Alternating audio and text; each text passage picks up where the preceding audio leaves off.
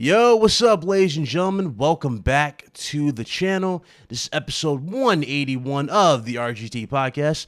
As promised, we're here with the crew. A lot to go over. We're going to have some laughs today's show. Let me tell you, man. So go ahead, hit that like button. Go ahead and subscribe if you're new. Go ahead and share it out. We appreciate y'all. Shout out to everybody already in the chat.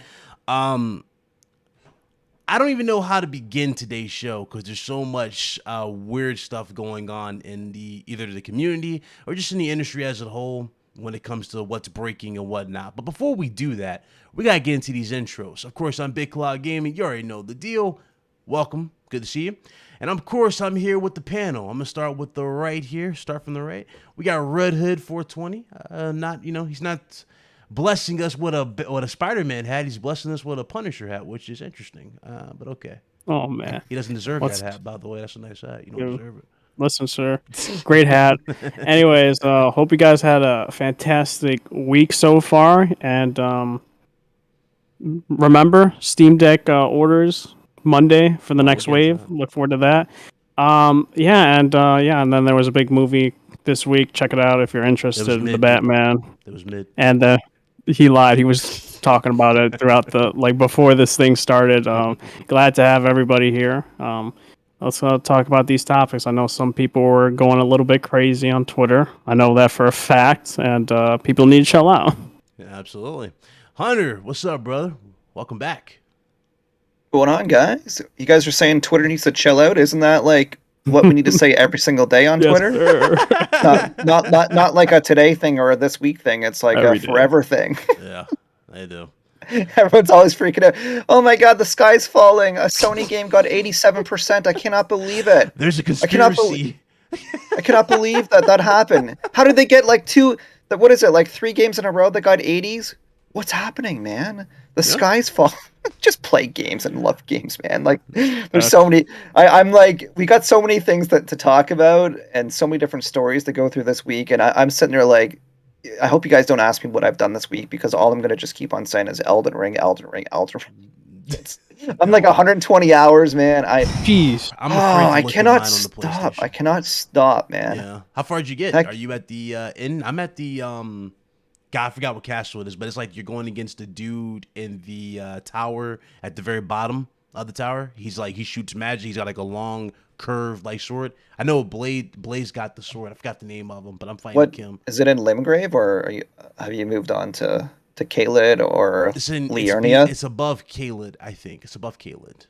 Okay, so it's in Liurnia. Yeah. Okay. It's way up top. Yeah. So that's probably where the second main boss is then. You're talking about the big castle in the middle of the lake? No. It's a tower. It's like a big tower type of thing. You have to like jump. You have to use the horse. Dude, there's like 100. I know it's hard to explain it. What tower are you talking about? Yeah, I think you might be ahead of me. Actually, let me. I can go to the stream right now and just show because it was on the live stream. 1 second, because I got it right. Hold on. His name is the Godskin Apostle. That guy. The Godskin Apostle. Yeah, I haven't faced him. Honestly, man, I gotta Google him because I fought. Was he a trophy or achievement? Dude, he's basically at the Divine Tower of Caelid. Oh, you're talking. Wait, so you're in Caelid, okay? Yeah, he's in the Divine Tower of Caelid. Oh, the Godskin Apostle. Okay, yeah. I know. I hated that guy, but yeah, I know who you're talking about. Yeah, he's kicking my ass in that playthrough. he drops so many runes. It's ridiculous. I bet. Because what's the name? A lot of people, like I saw our friend Luca was struggling with the other guy. You know, the guy that you can summon to the battlefield. All those extra guys that are kind of like fallen. That you pretty much. Radon. Yeah, Radon. Yeah. He dropped 70,000 runes. I don't know how many runes this guy drops, but that's 70,000 just off the bat by itself. It's more. You know what's funny, Big Cloud? You're struggling with him. Wait till you fight Godskin Duo. It's him and one other guy. Oh, so another? It's a double? It's him and another guy. It's 2 against 1. Good luck on that one. I tried out those hook blades you were talking about. You came in or at the last time when I was trying it out on that guy in the area with the Scarlet Rot. And I ain't gonna lie, I doubted the hell out of you because I was like, they don't do crazy damage out the gate. but holy hell, when the bleed kicks in, dude, them things are crazy. Especially when you hit them consecutively super fast, because they're super fast when you mash. Actually, So look, you nobody. made them. I don't Yeah, see any YouTubers using those claws, but I Yeah, found they're it dope. and I realized if you upgrade it, the scalability goes up. It goes from a D to a C to a Yeah. B. Really? Now Yeah. I got those at Oh, plus 22. Nobody's talking about them, but I've Damn, gotten through 22? 80% of the game. And the gun and the weapon that the god skin's using, I have that weapon where it spins around with the flame. Yeah. That's completely maxed out. yeah. And by the way, I don't know if it's because of a preview build. I beat the game 90 hours. Okay, but I didn't have any achievements. I had like one achievement. It was like, what the fuck? Like I had one achievement. So my Wait, dumbass what? forgot to go. Yeah, so you remember, Hunter, you told me I had to Sure. go and change it from beta to preview, and once I updated it, Oh yeah. All your stuff I popped? updated it to the retail game. Then achievements popped up, like 4 achievements popped up, but it still didn't make sense. So now I replayed through the game. I'm at like 200 hours, bro. I'm at the final boss again, Yeah. and I have 200 hours in the game. Well, So that's the thing. Like, there's like so many side bosses that you get. Yeah. it's ridiculous. That's why when he said Godskin at first, I'm like, wait, that sounds so familiar. That sounds like Yeah. the end of the game. But I think like He looks like a I'm, mage. I'm pretty sure there were 6 like main bosses that had shard bearers, and all of them had trophies. So you should got at least like those 6 plus the other. There's like a few other Bro, optional ones, like the only or not one I optional, got but was like sub bosses like Margit, like the Yeah.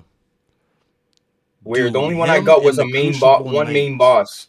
Oof. plus there's that like forgetting all the names, but like there's that like red wolf that you fight that gives you one, and that's like Oh a yeah. it's a Haven't fought mandatory him yet. boss that you got to fight within the magic castle, Yeah. right? It's before the shard bearer.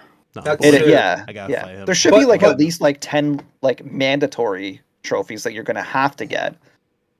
The in order to funny beat the thing game. is, though, Hunter, the only 3 trophies that I had, it was like one was the round table, one was the second to last boss. So it didn't give me any achievements for the first boss, the first Ooh. main boss. It just gave me the second to last boss. And I think, I don't want to spoil it, but Fire Huh. Giant, I don't know. But that's the only one it gave me. And that's the second to last. So it's like, anyway, regardless, I played through again, and I'm there again. And then once I'm done with that, I'm finally jumping on PlayStation and doing it all over again. There you I'm go. You in better love pull with up. the game, Damn, man. that's like Yeah. 3 playthroughs. Yeah, Bro, that's it's gonna be addicting. 3 addicting. It's addicting playthroughs. as hell. Let's just put it like that. It's addicting as hell. It is It's a addicting. great game. And The farming Crucible enemies Knight. and getting their armor and shit and their swords. See, I haven't got Yeah. like I need to get better armor because I'm just stuck with the same base armor. I Besides the basically hat. grinded and got the other armor from those guys that usually like to be around poison. The Bro, little this shit guy hot Hunter guys. is really addicted, bro. Like he's got, access to a lot of shit and still talking about Elden Ring. That just tells you everything about Elden Ring. The people that think it's overrated, there you go. Dude, oh man, it's so good. And to answer your question, like what I did is I actually made it right to the final boss, but then I decided that I wanted to go back and just do everything else. So I've been like slowly going through each region, just cleaning it out. So Limgrave, I've there's like 34 bosses or something that I beat all of them now. I've now beat Oof. every boss in Caelid, except for there was one that was giving me trouble. I think it was like the like scarlet rotting tree. Yeah. something like it was one of those like boss battles where it's like it's this ginormous boss in this like really small space, and like he like does sweeping attacks, and he's the boss that like picks you up and eats you, and then he pulls you up into the like near the roof and just chomps you to death. Gives you scarlet rot. Oh. So I've got one boss left there, and then I think Liurnia I've now got every boss. I cleared every single side boss out yesterday. How'd you feel and about the Crucible Knight? Crucible, which one is that again? I Uh, have like 70 bosses in my head. Yeah, the Where Crucible Knight, where he has like a shield that has like a horn on it, kind of like he rams you with the shield, and he's got like a long great sword, and his armor is kind of like a darkish brown. I think. Okay, let me just Google them because Yeah, like Crucible Knight. because there's so many knights that you fight in the Yeah. game too. It's There's a lot. Bro, do you it's know like that the whole, I don't want to spoil anything, but there's two oh okay, huge yeah, I know areas that are completely optional. You don't even got to do at all. You don't even got to touch. I'm talking about 2 massive parts of the maps are completely optional. You don't even got to touch Yeah. it. There's no reason for you to go there. Are you talking about like the southern area, like below Limgrave? Because I literally left that because I didn't do it, and then I came back. I was like, dude, I'm too OP for this. I didn't know that I was supposed to go there like first, even though there's like no shard bearer or anything like that. Yeah. Yeah, well, what I did is I actually went from Limgrave to Caelid because you could just go there. There's nothing really stopping you from going there. And so I did, like, I finished Caelid, and then I went to the Lake of Liurnia, and I was like, what's going on here? Like, the enemies here are basic. Like, they're almost like the same level bosses that I was fighting in Limgrave. So I just like plowed through there because like Caelid, the bosses are way higher level and like way stronger than Lake of Liurnia. So I'm pretty sure that's where you should be doing second, right? And then I guess Caelid is supposed to be third according to the like official path of the game. Dude, that's man, it's such an crazy addicting game. And guys, we're still talking about it, and the game been out. So while we're talking about this game, let's get into something that's been on a lot of people's minds. Before we get to that, shout out to I Am Cole with the 5. He says, my first jaw-dropping moment was going down into a huge cave and where there's stairs everywhere and an underground castle. Okay, I don't know. He's saying, stars. He's talking about like the underground area. It's near some forest where you go down and you can see the stars and stuff like that. Is that Mirkwood? Like that's the well. That's the well. Is that the Sophria well? Yeah, that's what he's talking about. Oh yeah, man. That was like the thing is, like, those are also like there's like other parts of the map, like literally like all the way to the side, like the Lost City or whatever. It starts with an N. I don't know how to pronounce it, but like those are like optional bosses there. Yeah. So what I'm doing now in the game is like, you guys know like the Rainy quest. Have you guys heard like Rainy is like the witch that you meet at the very beginning of the game. Oh yeah, I did some of it. She's the one that gives you the summoning bell. Yeah. Yeah. I haven't finished it. I've beaten obviously the dude on the battlefield. I've done majority of the stuff required for it. I just haven't finished. But a lot of the NPC quests are like pretty clever. I feel like what's her name? It starts with F. The one that hugs you all the time. Like there's a cool quest. Oh yeah. Yeah, and then when you talk to her, I didn't even realize that like my health was down until I looked at like the item I had to increase your poise or whatever pause, and it's just like your health percentage is down until you use it. So I didn't even realize my health was like always like lower than it should have been. You guys got the bloody finger? The bloody. Have you done the quest for the bloody finger? You guys probably haven't. There's no way. I just restored the power to is that the invasion finger? Yes. Yeah. Okay. I've done There's multiple steps. You talk to her, you meet her somewhere, he gives you 5, you gotta go invade 5 people. The requirement is you gotta at least win one of those matches. People are saying, I don't know, because I won 2. One the guy, just whatever. The point is you gotta at least win one of those invaders. And anyway, you do that, she gives you a cloth, and you go to this tower, you gotta go back, you gotta fight a boss, and you gotta wipe it. It's just a bunch of but like that's how you get that thing where you can invade unlimited times. Dude, did you get there's I won't get into details, but like there's also like kidnapping enemies too. Have you guys seen those? Like there's some enemy like just smashed me to pieces and I was like, oh shit, like I lost all my runes, and then I woke up in a different spot. It's like, what the hell? It's kind of like the Bloodborne thing, right? With a sack. Yeah. And then if you like die or like you went to like this like, prison cell in a different area. I think Demon Soul did that too. So it's like, cool. My advice to people is let some characters kill you and just see what happens. Heading up to the tree, like towards like where the sky's all gold. I don't want to say names, but there's some bosses there, dude, that are just tough, bro. Bro, from that point to the end of the game is some of the hardest boss battles ever. Yeah. What do you Ever. think, man? Because we were having lots of conversations on Twitter about this, and like I said that I thought it was definitely one of the harder games in the Souls franchise, or but people were like, no, like how is it hard? Because Hunter, you can just you you know can what like the skip fuck pisses things me and you off, can Hunter? what's that? Yeah, you can skip things. Yeah, right. You can skip things. But guess what?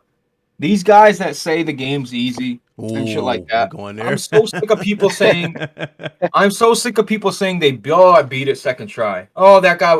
You know, look, it's so aggravating. every You know, I boss see first try. people talking Really. shit, running their mouth, and they're level fucking 160. Okay, halfway through the fucking. They haven't even got to a first main boss. They're 160. It's like you want to talk Yeah. about easy. There's elements that make the game easier if you know how to use them, right? Like, oh, okay. Mm-hmm. It's just I don't want to, there's elements of the game, but some of the boss battles are super hard. Now, if you're being Farmer Joe and sitting there all day fucking at level 80 and you're just getting to the first main boss, well, yeah, of course you're gonna have an easier time. But the boss battles are some of the hardest boss battles in all Yeah. the Souls games. I played them all, and definitely, Yeah. like I said, Sekiro, Bloodborne rank at the least most. I'm not saying they don't have hard boss battles, but overall, and Demon Souls, I would throw on there, like in third place. But there's hard boss battles in Bloodborne, especially the DLC. But I'm just telling you that overall, that's just my opinion. I was sort of getting like Dark Souls 2 vibes in terms of difficulty of the main game. So, That's the best comparison. I thought Dark Souls 2 was one of the harder ones for sure. But the other thing that I want to say too is like I also saw people that were complaining on Twitter about like this happens with every game that From releases where it's like there's like the melee builds versus the magic builds, and I'm telling you, I've already been like quite honest and open with it. Like I went with a magic build, but I like this is one game where people always say that magic builds are like that's the easy mode of the From Software games.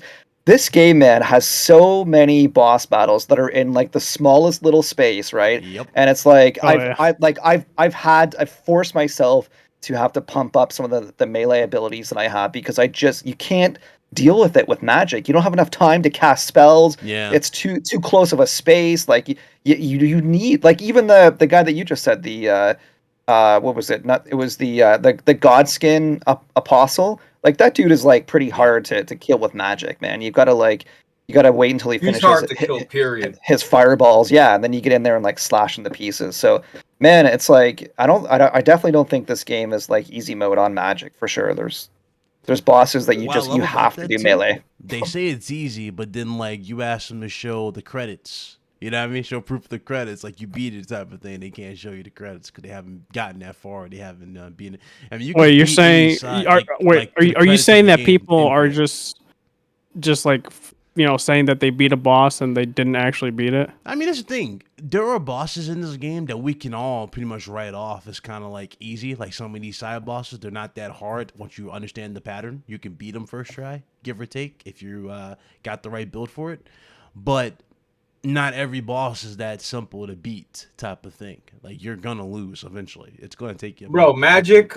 I'll tell you this about magic. Yeah, like Hunter said, there's certain bosses where magic is just not a viable option because maybe they're spamming or maybe the area you're in, right? But it does absolutely help. But what I'm saying, magic right now in PvP, there's a couple spells you've probably seen them done to you or seen them online where the guy gets a sword and he just flings a fucking blade of magic super fast. It's so hard to fucking dodge. It's extreme. Dude, it's fucking OP and cheap as fuck, dude. I wanted to destroy my TV when this guy invaded me with that bull. He wouldn't even fight me. He would just fucking fling. Oh, he just sit back and just like kept his distance. Bro, it's incredibly hard to time. But the point is, wow, I'm not mad at anybody for picking magic. I'm just telling you that the people that were running their mouth about magic, fucking mage builds, you know what I mean? Like now all of a sudden, you see they're all decked out with magic. It's like, bro, play the game, enjoy the game. Who gives a fuck how you play it? You still listen. Whether you got magic or not, here's the thing about magic too, right? People don't realize, does it make the game easier? Sure, and for most instances, let's say, right? But people not realizing with magic, you got to allocate your flask. So do you want to have fucking 10 health? You know what I mean? And 2, you know what I mean? So that's now that's my constant problem. Yeah. Right. I usually do like 8 magic or I've got like 8 magic and 4 health, but sometimes sometimes I gotta like reallocate because the boss is just hard hitting, and then I Right. have like less magic, and then I gotta rely more on my melee attacks, right? So Right. the And good you thing with this can though is go Go ahead. ahead. No, Oh, I'm it's saying just, you can reallocate your stats, which this whole time I was running yeah. around. I'm like, you know what? And I went to the lady over there, and I don't want to say spoilers. You'll figure it out yourself. But that was cool to know, and I actually did adjust my stats because I'm strictly melee. I'm a dex build. I'll show you my shit. Like no, I mean, I got grease. I got lightning grease. That's temporary. You put on your weapon for a little bit, but I'm not shooting projectiles out of my ass. So it's not happening. Not this time. The second on PlayStation 5, maybe I will do a faith build or something. But I know you are, because you ain't gonna pass up a chance like that to play it. There's Since we're on thing with that this game too. topic, oh, good. Oh yeah, good. No, No, you go good. ahead. Go ahead. No, I could just talk endlessly, but shut me up, man. Shut me All up. right, I got you. I'm done. Since we're on the topic of Elden Ring, this game's got a 97, and this has caused a lot of friction amongst people on Twitter. Hunter, you see it. Blaze, I know damn well you heard it. Red Hood most certainly saw it. Me, I went live earlier today before I went live on another show to talk about it. Basically, it's gotten to this point where everybody is now putting their eyes into this conspiracy type of thing where it's like, oh, the media is quote unquote trying to just talk trash against PlayStation games. And why did they say that? Well, a lot of PlayStation games as of late, such as Sifu, such as the Uncharted Collection, which is dropped on PC, such as obviously Horizon Forbidden West, and just recently Gran Turismo, have all scored in the 80s. Not a single one of these games have touched a 90. what's Gran Turismo score? Like 87. It's 87 now. Yeah, Yeah, like 87. So all these Wow, is that games bad? touch. Yeah, well, it's I not even guess bad. so. No, it's not bad. But people are I know it's automatically not looking at bad. this going, these games deserve 90s. Now, this has gotten to the point where they're saying that, oh, and Hunter, you and Blaze are gonna love this. They're saying that the reason why Elden Ring got a 97 is because it caters to the easier player. It's an easier game than those games, since why it's getting a higher reaction. And then they're going to as far as saying that, oh, Elden Ring's the first Souls game for a lot of people. Okay. The A lot of situation. reviewers. Yeah, Hey, they're basically saying that. I'm looking Okay, at the but situation. I'm trying to piece this together. I'm trying to literally look at the situation. Like, okay, what exactly is the issue? They're saying, oh, these guys are paid to review bomb PlayStation games. And don't get me wrong, we've seen them throughout the industry. We've seen what's called these little traction articles or these clickbait articles where it'll say something like 10 reasons the PS5 sucks compared to the Xbox. And then people will click on it and give traction to these sites. We see it all the time. But it ain't to the extent that people are saying when it comes to these game reviews at all. And if we're talking about biased reviews, and if we're saying that there's no such, or there is, biased reviews, we've always seen these type of reviews. I mean, if I remember correctly, isn't there a aggravated website for PlayStation called PlayStation Lifestyles, PlayStation PSU, that gives 10 out of 10s to PlayStation games, 9 out of yeah, 10s to PlayStation games? push. There's tons of PlayStation push Xbox Square. Ones. Yeah, it happens. But here's the thing that you like. I mean, this is pretty common knowledge too. But if you look at any multi-platform game on Metacritic, you'll see Xbox will have like maybe 20 reviews for their games, and then you look on the PlayStation version of the game, and it'll be like 70 or 80. Like the fact is, 70-80% of media outlets will review their games on PlayStation. Mm-hmm. Right? Like it's I don't think there's like I don't think there's any like biases that are at work here.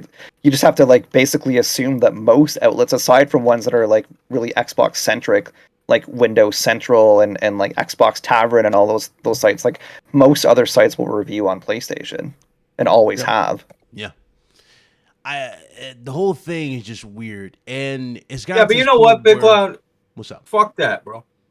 I'm just thinking about this shit. Forza Horizon, as great as the game it is, it's the same fucking game for the last 3 Horizons. Let's just be real, right? Mm-hmm. The graphics are beautiful. The car handling's awesome. The amount of customization, everything. And what did that just score? In the 90, right? Did it get a 90 something? Am I correct about that? Forza. Let me see.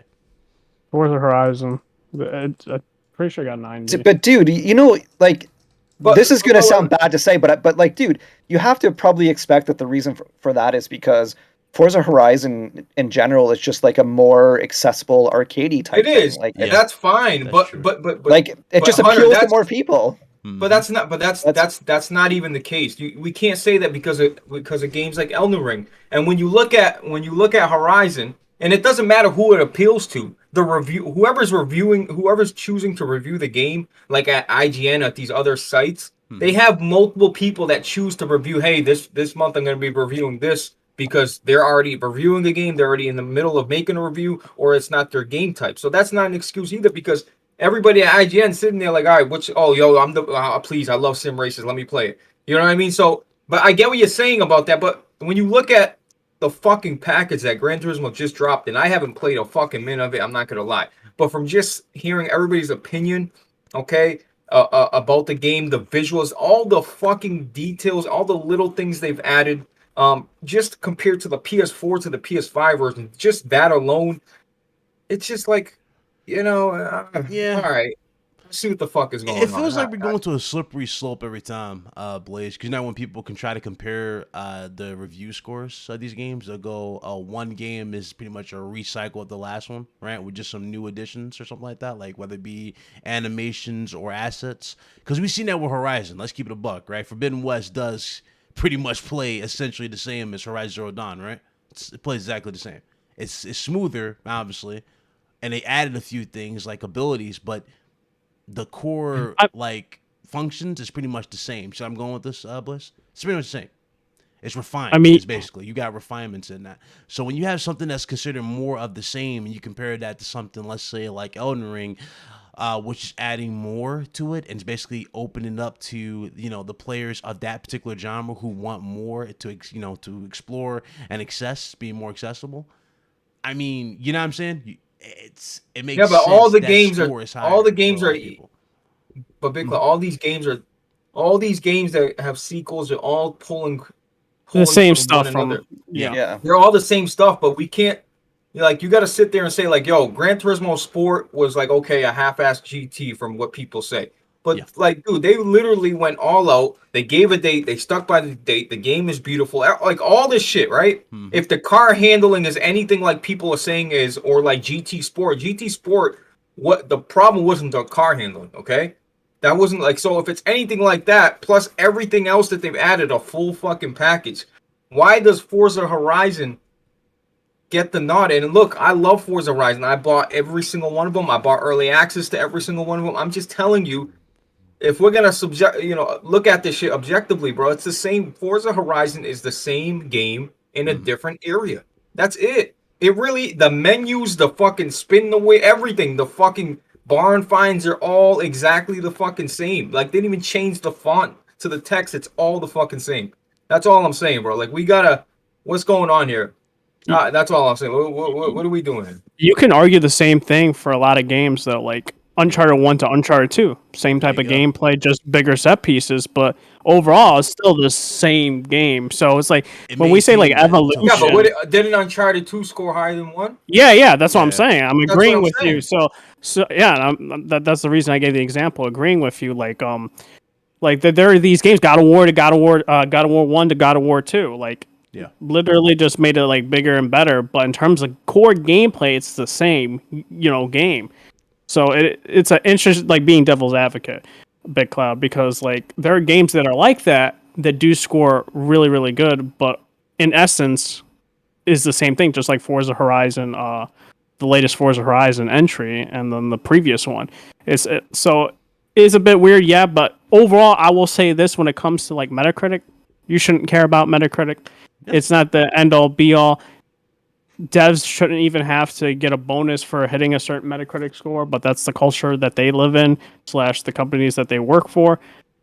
And the thing is, it's like, just look at a reviewer that your opinions or your game tastes tend to lie with them, and just do that. Or if not, try the game out for yourself.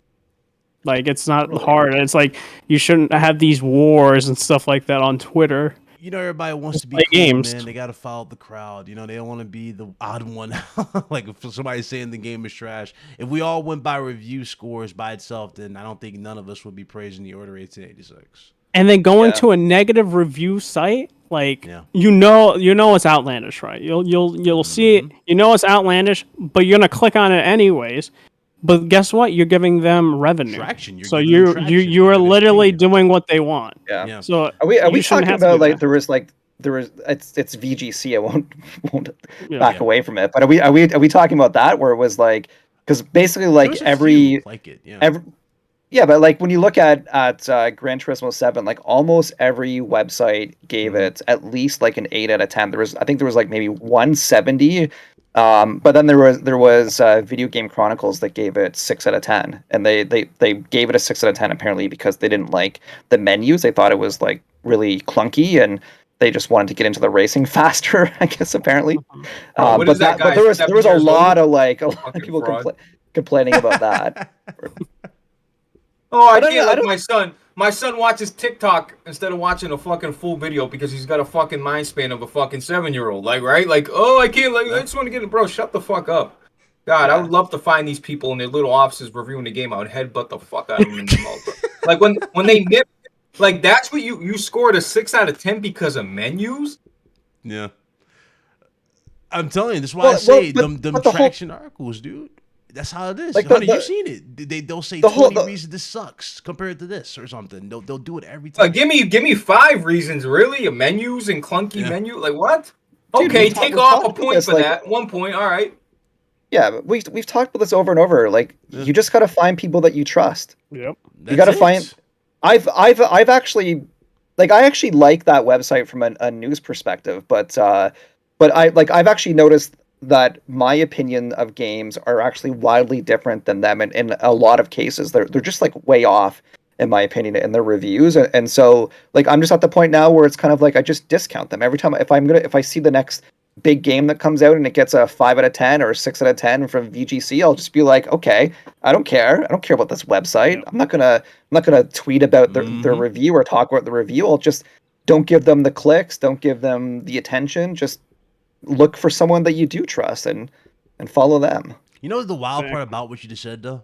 So usually when they find someone they do trust, they tend to flip flop if that same reviewer gives a, you know what I mean, a review that they don't agree with on another game they probably were looking forward to. That's why I say, you know, reviews differ. You know what I mean? Not every review is gonna be sunshine and rainbows type of thing. You know, it's like you're gonna constantly be in this flux where like you jump this way, you jump that way type of thing. Like 1 week it's good, next month it's bad, or the next month after that, oh, it's in the middle. That's why I just think, you know, it's at this point, what are we doing here? You know, you got to play it yourself at the end of the day. Yeah, totally. And bro, I don't give a fuck about Metacritic. I really don't. I play some of the worst reviewed Metacritic games of all time. It's not Yeah. the point. It's like these people, you know what I mean? These people put all this fucking work and time into it. And then for them, you know, if the guy, like you said, a 6 out of 10, if he said, look, the game, even if someone comes out and says, look, I just don't like sim racers, you know, I like racers that are more arcadey. Even then, I'm still gonna have a problem. Like, why the fuck are you reviewing a game that you have no, you know what I mean? You have no love towards. You don't like playing those type of games. So what the fuck are you reviewing it for? Just to fucking put a check mark, like so you can get a free game early? Like, why even play it? Like, You know I how just it don't is when understand it goes to like these like news outlets. They're like, oh, we can't find the right person for it, so we either freelance it to somebody that doesn't really know the genre, or we'll have that one like employee that's not doing anything right now and just put Yeah. them on it because we need to have this review go out so we can get clicks and etc. And this review could not be that great as a result. And bro, let's stop acting like, look, I know like the Xbox guys are trying to get wins because they keep seeing PlayStation games like these Xbox guys are looking at Twitter and like, God damn, every other month there's a new PlayStation game coming out or a new exclusive or a console exclusive. It is what it is. You guys can get mad and say whatever it is, but like that's what's going on. These guys are seeing games come out constantly and they're still, all I keep hearing is Game Pass, Starfield, blah, blah, blah. Like, but yet PlayStation's dropping these games. Now all of a sudden, bro, 88s, 87s are bad scores. Are we like, let's be realistic. Games don't get 10 out of, like, you're not going to see a game with 100 Metacritic score, right? Like look, I always say this, bro, like a 85, even an 80 for me, 80 and above. Yeah. Usually the game's going to be pretty damn good. Exactly. Bro, even 70s. I play some 70s. Now, those 69s that you guys go through, the 69 scores. That's what I'm saying. How do look at Big Really? Cloud? Really? Big Cloud. How can these guys poke fun at PlayStation guys for having an 87 or an 88 when they literally are getting D's on their fucking games all the time? Like, how are they gonna do that? You know, it's wild to me because it's not just the Xbox dudes I see complaining about it. It's PlayStation. Like, guys, when has No, Sony ever had an PlayStations are issue? entitled babies sometimes. PlayStation Yeah, guys just but feel like everything got to be perfect or it don't work. you That's would just the think fact. though lights would go off. Like, 'cause me and you, we know this. When has Sony ever had an issue with quality control with their games? Never. Their quality is on, you know what I mean? It's top tier. So if you see a score that's just low, logically you would think, especially when the PlayStation game, you were gonna go check that out. I mean, I never thought I would see so much power be given to a reviewer just because he says the game is bad. If that was the case and me and Blaze were reviewers, me and Blaze don't like Last of Us 2. See what I'm saying? We don't like Last of Us 2. If we Well, I say like Last of Us 2 is trash, you mean to tell me we have all this power? Will we dictate your purchase and you not trying? I love Last of Us 2. I love it. And he loves Last of Us. I just don't like. hate I the just story. don't like I hate the story. Yeah, that's what I'm saying. I hate the story of it. You But got I'm to saying- specify, man. Yeah, I hate the okay. story. You do. But I don't like the story of it. You might like the story. We don't like the story. Great game overall. Again, are you gonna not try the game because we say we don't like the story? No, you might like the story. It might resonate with you. I'm just saying. That's why I think the whole review arguing over. And the thing is, too, we're talking about it this week. I guarantee you next month, if another game comes out for PlayStation and it's a super high 90, it'll be like none of this never happened and this conversation never happened. All the whole conspiracy nonsense would be over in that record time. And everybody be like, oh, PlayStation #1. The competition can't compete type of thing. It's going to be right back to that conversation. It's weird to me because it's like, do you or do you not care? Do you care about bragging rights more? Do you care about the quality? Or do you just not care at all? You just want something to talk about? I mean, it's like both sides. Like, It's weird. I've also seen like when the review scores and Metacritic happens for PlayStation games like Horizon, even Gran Turismo. Like everyone's like the Xbox like fanboys as well will just be like, oh, it's not as good as Elden Ring. It's like I've seen that too. I've seen them. I'm just like I was like, yeah, it's like not look at Elden Ring score, not as good as Elden Ring. And it's I like, love that. It's like I love this too because they're like, oh, the game is overrated. I'm like, we're talking about From Software here. From Software gave us one of the greatest PlayStation exclusives last gen with Bloodborne. We're really gonna sit here and say From Software is overrated? yeah, that's in the PlayStation like the fanboy camp, but what are we then the doing? Xbox camp is also using Elden Ring as also a weapon score as well. They're just like, oh, Horizon Forbidden West got an 87. It's not as good as Elden Ring, which is a 97. Which No, it's Elden Ring some running your Xbox console. dudes are just doing that. It's, The point is, bro, it shouldn't fall. Like I just seen Blue Moon say Rise on the Room get a 60, bro. I like Rise on the Room. I really do. I love the See? whole. I love the whole concept of the Gladiator. I thought the visuals were incredible for a launch game. You know what I mean? That's using crying. There's a lot of things I like about that game. So it just goes to show you, it don't fucking matter. It's just bragging rights for both sides. Like, and I listen. Trust me, I can be a real troll sometimes. I get in my bag and I really, oh, I you know know. what I mean? You know what I mean? I gotta actually contact King David because I want a video of him bending his fucking knee for me because he said Gran Turismo is gonna get delayed. I really forgot all about that, but I'm gonna do that right after the show. I thought that wasn't gonna happen. I want him to bend his knee, bro. Did he actually bet his knee, or did he bet he was gonna kiss the control? What did he say? He actually said he was gonna bend the knee. I don't care what he's doing. He's bending his knee. Bro. You better put some cocoa butter on them knees, man. Yeah. This guy. Well, okay, there you guys go. A mature conversation on Metacritic scores. I mean, we pretty much destroyed that. Let's get it out the way. I'm gonna move this to Hunter because Hunter, he already knew I had to bring this up because this was going over the week, and this is I could have did a video on it. I could have, but there was a certain term that was used for this particular news, and that is the word insider.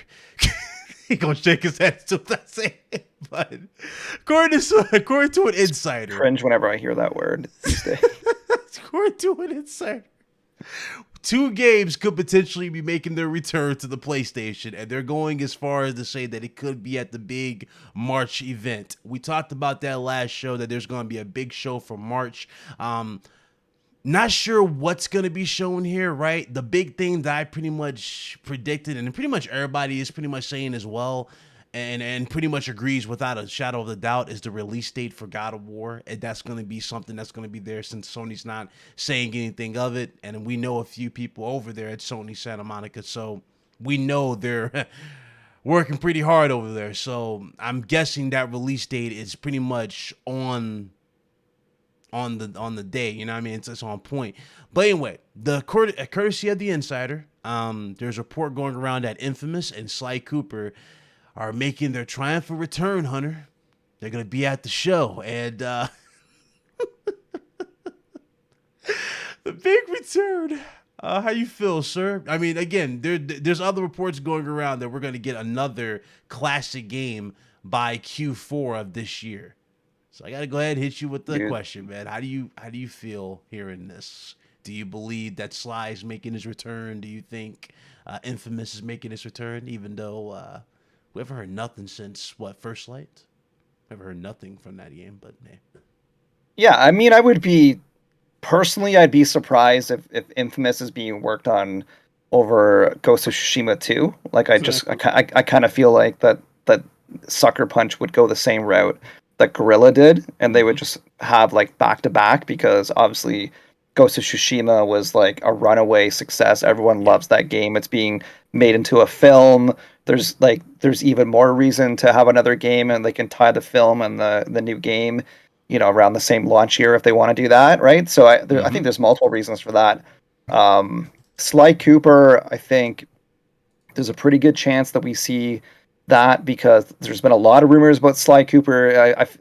It's funny because the insiders are just, I think half of them are fake. I think there's so many people on Twitter and on Reddit, on 4chan, that are just like consistently hit or miss. Some of them are like way more miss than hit, and but I still see that they'll tweet like something mysterious and cryptic, like, oh, Sony is gonna announce like 6 new games, and they might put like little like emojis saying what the games could be, and people can guess. And I'm like, dude, don't people do their due diligence these days? Like, there's just people that you're like, dude, what are you doing? Why does this tweet have 500 likes and 100 comments when we know 95% of what this person says is just random? My favorite is, I'm probably going to butcher the Twitter handle because I can't remember exactly, but it was like, I think it was Goomba Says or something like that. Do you guys remember? Yeah. Do you guys hear about this? Where it was like, before the Nintendo Direct, somebody made a Twitter account. They put it private so that no one can see it. They pumped out like 100 predictions of just completely random stuff, right? And then the Nintendo Direct hit, and they got like maybe like 10 of them correct, right? Because just by probability they had to get some correct. And then what they did is they made their account go public, and then people were like, "Oh my gosh, like these people actually." I forgot one thing. They deleted all the incorrect stuff. Yeah, the incorrect. Yeah. So all it was a list of like 10 or 15 things that are like bang, bang, bang. All these things are going to happen, and bang, bang, bang. They all happen in the Nintendo Direct, and then people went crazy, and there was news articles written about how this is like the latest insider, and it's just like, I just don't get it, man. Like they're like, I like hearing these things. Hunter. You know what I'm talking about? When they have those open-ended tweets where they don't confirm. Yeah. They kind of like, you know what I'm talking about, when they don't confirm or say nothing, but they kind of allude that something's going to happen. And then when it doesn't happen, they stealthily delete the tweet and go silent. But they always have their backs protected, because those same things like, they'll use like loose language. Oh, Sony might have an event this month, or Sony is thinking about having an event this month, right? And it's just like, and then if it doesn't happen, they'll just say, oh, well, I don't know, like they were just thinking about it, so maybe they pushed it to like the next month, even though they have no idea. I don't. The thing is too is like I don't understand why people trust all these insiders and just take what they say as gospel. But even worse, I can't get in the headspace of these individuals, man. I get the clout. I get like, the attention is nice, but like getting the attention off just fakeness, off of lying, off of making crap up. Like, how does that make you a better person? How does that make you feel? How does it make you good to sleep at night when you just say random stuff? I'm sorry, I'm bitching here because, I like the rumors. I like the rumors because like I've always been one who likes gossip. Like even back in like the video game magazine, like the print publication days where I'm from, there'd always be like 1 or 2 pages of like the latest gossip in like EGM and like all these magazines. And I check those out first because I like, I like thinking about a new Infamous. I like thinking about a new Sly Cooper. But at the end of the day, it's like I'm gonna take it with a grain of salt. And I'm not going to put any stock into it. I sometimes, like, I actually like tweeting these things out, too, because I like to have discussions, and I like hearing, are people excited about these things to come back, right? And it's like, and it's fun to get that chatter going. But, like, some of the comments even on my tweets, people are like, don't you dare say that. Like, I'm gonna, like, be so pissed if this doesn't come true. And it's like, dude, this is not a me thing, tweeting about some random rumor that I heard. This is just me starting a discussion. This is a you thing. If you're gonna get mad about a rumor, like, screw it. Like, there's games that I'm passionate about too. You know what I mean? If someone announces, like, I don't know, what's like even Sly Cooper. Sly Cooper is one of my favorite franchises, right? If I see a tweet that says like, oh, Sly Cooper might come back, I think like, okay, like 5%, like 8% chance, like low. I'm not gonna get mad at the person who tweeted. It's like, dude, take it with a grain of salt in the first place, right? I could just go on, man, but I'm dude, I'm frustrated. It's nonstop because you see it and people fall for it, and then when stuff doesn't happen, they'll still go to them when they say something even more outlandish, and then it's like, oh, it's a constant flux. And then when they do these open-ended tweets, especially before a show starts, so they go, hey guys, Sony's might show this, Sony's gonna announce this. Oh, did you guys know about this game? It's like, no, stop, just stop. It doesn't happen like that. Like the thing is too is like you have to almost imagine that Sony could be literally working on anything, right? So it's like when the insider just says, "Oh, they're working on a new Infamous," it's like, okay, like sure, why not? I mean, it's a pretty significant franchise for Sony. I could see them making another one, but I could also see them just as likely not making an Infamous.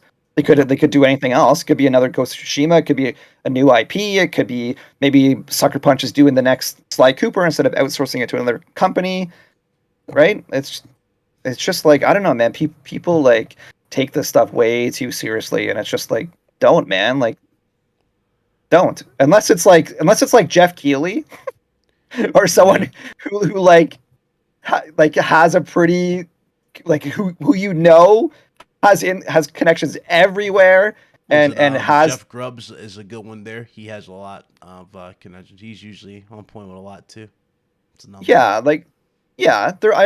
I still take some of the things that he says a little bit with a grain of salt, but I would certainly give it more weight. Yeah. Like I'd certainly give him a lot more weight than the folks who are I always call them like Twitter famous, right? Yeah. There's like literally like non-journalists, non-media people that are Twitter famous for being insiders, right?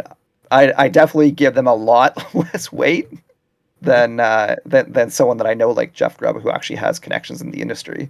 Yeah, I agree with you. 110%. Red Hood, what's your take on it, bro?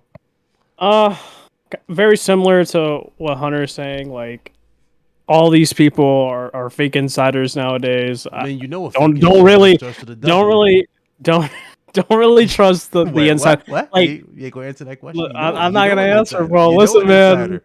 Huh? This man trying to prove himself. We'll just leave that to the side. But like, in all seriousness, like, don't listen to a lot of these guys. I could go on Twitter and just say, "Freaking, we're going to get a Metal Gear Solid 6 game coming out by Konami, and it's like, no, don't trust anybody. Like, look at their credentials. Like, freaking Colin literally like put out a rumor that SOCOM is being made, and Colin also did that for Demon Souls remake. So that dude has a track record. That dude knows a lot of people in the industry. So look at those people with those types of credentials. A no name on Twitter, you should not put as a like way to say, oh, it's happening. Like, no, it's not going to happen. You're going to get your hopes up, and you're going to get this person famous for no apparent reason for like doing nothing. You know how people got to spin it though? Oh, I know the guy. He's a friend of mine. He's a friend. Yeah, he's 100%. They'll do it every time. They'll throw a spin like they know him personally. Like, no, you don't. Stop it. Just stop. You know what I think it is, man. Here's what I honestly think it is. I think that, like, first of all, if you just do like random predictions, you're gonna get something correct. Anyone, like, you know, a broken clock is is correct twice a day, right? They say. But I think like what ends up happening is like some of these people end up getting a few predictions correct. And people like laser focus in on that, and people will actually. I'll see people tweeting about that. Oh, this is the guy that like, you know, that leaked this or that said this, and I'm like, okay, but what about the 100 other things that I see them tweet that were like not true or partially true or like just outlandish things? Do you know what I mean? Like it's like people, and I think that like these insiders will actually play on that too. They'll be like, oh yeah, like I'm the dude that like predicted this, right? And I'm like, the whole time you have to think like, dude, I could do the same thing that you're doing. Every day I could just pump out one rumor about, like you said, Metal Gear, man. Sony's working on the next Metal Gear. There's a Metal Gear remake that's happening at Blue Point. There's a Silent Hill that's happening that they're outsourcing to, you know, someone in a new dev in Japan. Like, there's like, I could, you know, Sly Cooper is being made. I could just say random stuff like this, and I'm gonna get 5% or 10% of it right. Yeah. And I think people just focus in on that. They don't think about the history and like everything else. One thing that I do want to say too is I actually really like Reddit. I don't know if you guys have ever seen, but Reddit has actually had dude, they've had threads. They've had threads on a lot of these like insider, like Twitter famous insiders. Yeah. And like those threads are like epic. Because you'll like somebody actually will spend hours and hours and hours documenting everything this person has said in the last like 2 years and just say like, you know, true, not true, partially true, and you'll see like most of the time that whoever this Twitter person is gets wrecked, right? By the end, it's like you realize, oh my god, this person had like 80 incorrect predictions and like 3 that were correct, right? Brutal, but they do it for like, you know, to make sure that people on Reddit understand that if it's like, you know, so and so says this rumor, that you can like then go look at the Reddit thread about that so and so to actually check to see if they're legitimate or not. The whole thing just it gets more weird by the second, like when you just look at it. And I don't know if it's just the fact that people are just, you know, they just want more stuff to talk about. They just, you know, they're excited for new games, new announcements, hardware, you know, but for it to get to the point where you're literally putting so much stock into someone who doesn't have a track record, a good track record, it's pretty bad. Blaze, what's your thoughts on this? You know, because you and Red Hood both know the same insider, we know, you know, in our group here. So, got any comments? Is that who tweeted it? Nah. No. He's trying to throw this man under the bus. What's up? Okay. If it was him, I would actually have him on the podcast just so I could laugh. Man. I would have to get him. My thing is, you're over here complaining. You know, why do people even tweet this type of stuff? Why the fuck are we even covering this? Oh, sure. Oh. Huh?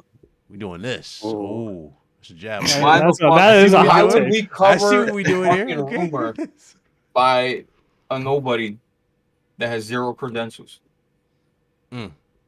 That's my thoughts on that. That's my thought. Damn. Okay.